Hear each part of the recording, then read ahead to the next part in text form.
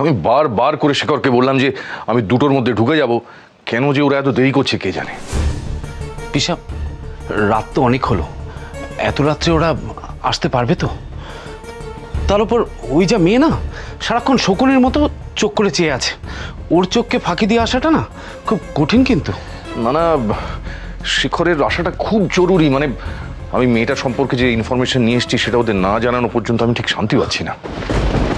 আমি একটা শেখরকে ফোন করি।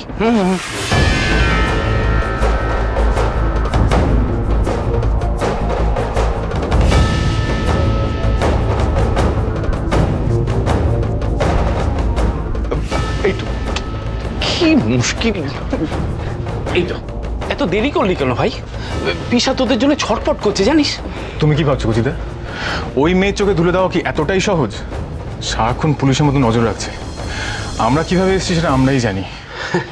ওই জাদ্রিল মেয়েটা একদম শেষ করে দিল সব। আরে বচ্চাটা, ওর সমস্ত বজ্জাতে এবার বেরিয়ে যাবে।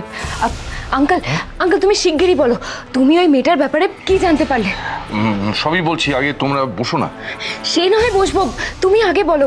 তুমি তুমি নিশ্চয়ই এমন কোনো প্রুফ পেয়েছো না যেটাতে আমরা প্রমাণ করে দিতে পারবো মেয়েটা ভুয়ো? আমি জানতাম ওর মিথ থেকে বেশি দিন আড়াল করেও রাখতে পারবে না। সত্যিটা একদিন না একদিন সবার সামনে আসবেই আসবে। খুব চালাক মনে করেছিল না নিজেকে? সত্যিকে কি আর বেশি দিন মিথ্যে দিয়ে ঢাকা যায়? যায় না, ওকে ধরা পড়তেই হবে। হ্যাঁ নতুন, এই জন্যই বলে অতি চালাকের গলায় দড়ি। আঙ্কেল, আপনি চুপ করে আছেন কেন?